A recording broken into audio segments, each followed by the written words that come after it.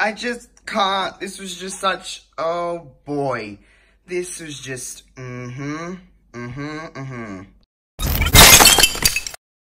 just have to vent these frustrations. I don't think I have seen a worse show than WWE Crown Jewel. I can't think of one thing about that show that I genuinely liked. The crowd were just quiet as all crap.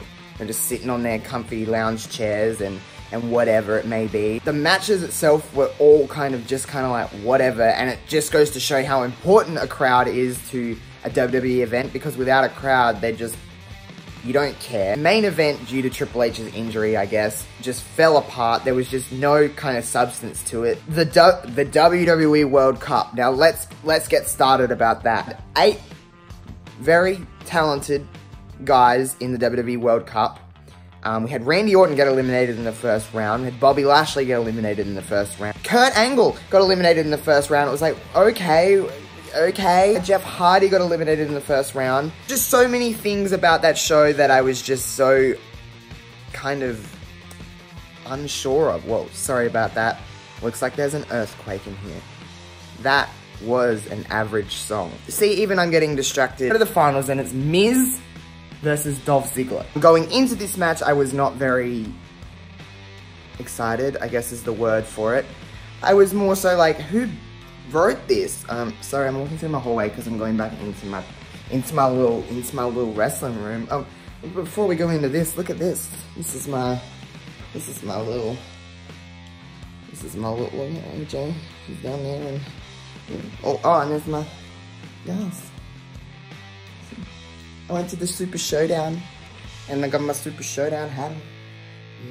I'm gonna put my little camera down here. So we have Miz go down, he gets hurt, whatever it is. Shane and Baron Corbin are there, you know, SmackDown, Raw, whatever. Shane also made an ultimatum earlier in the week on SmackDown. He said, whoever loses in the final, if they lose to a Raw superstar, they no longer have a home on SmackDown Live. Very Stephanie-esque of his. Stephanie would do something like that. My initial thoughts were when Miz and Dolph were going in this, I'm like, okay, Miz is going to lose and he's going to get shipped back to Raw. Then Miz gets hurt, he goes down. Shane ends up coming over and says, listen, if you can't go, Miz, I will.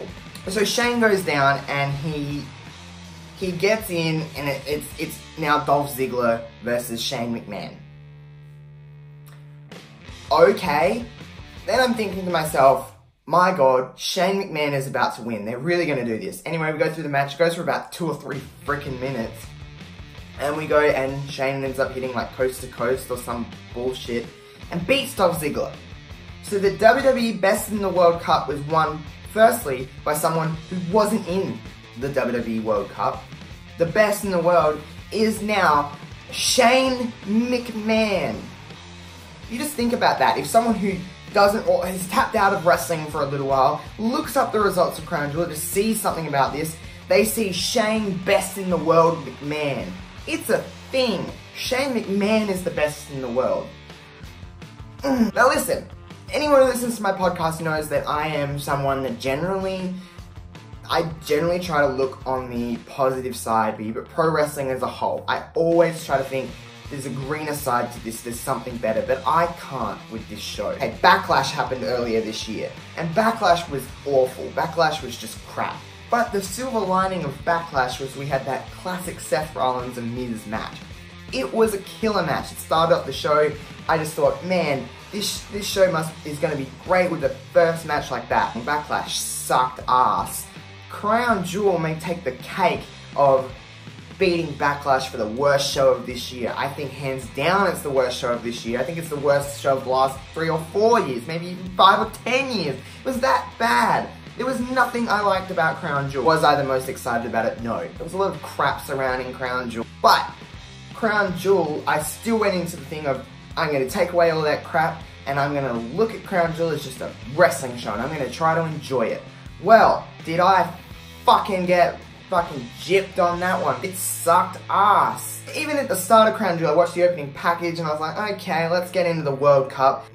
The Universal Championship and the WWE Championship, which I'll get to in a freaking minute because they pissed me off as well. But anyway, watched the opening package and I was like, yeah, let's get into Crown Jewel. It's still a wrestling show. I'm still going to try and enjoy it and love it and Yeah. Hulk Hogan comes out and cuts the most awkward promo I've ever freaking seen. That happens, and then, you know, there's like 400 World Cup matches which all sucked.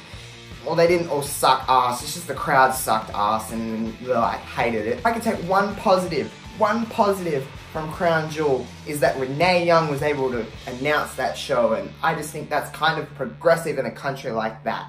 Even if we can't have women all over the show, at least Renee Young's there. It's a step forward for that 10-year fucking deal with Saudi Arabia. Let's talk about the WWE Championship match. Now, obviously it was originally meant to be AJ Styles and Daniel Bryan. They ended up having a match last week on SmackDown, and it was gangster. We all know Daniel Bryan didn't want to go to Saudi Arabia just because of morally speaking, so good on you, Daniel Bryan, and good on you, John Cena, for sticking to your guns and not going to that show. Samoa Joe ends up replacing AJ Styles. We get a continuation of that program, and I thought to myself in the back of my head, Joe cannot lose 4 title matches to AJ Styles in a row.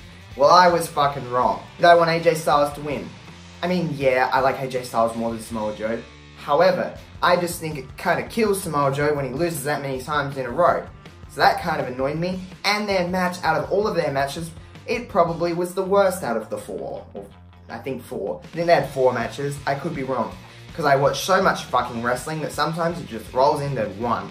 Let's talk about the crown jewel of this freaking show. Brock Lesnar, Braun Strowman Universal Championship. And I thought, looking at this, I'm like, here we go.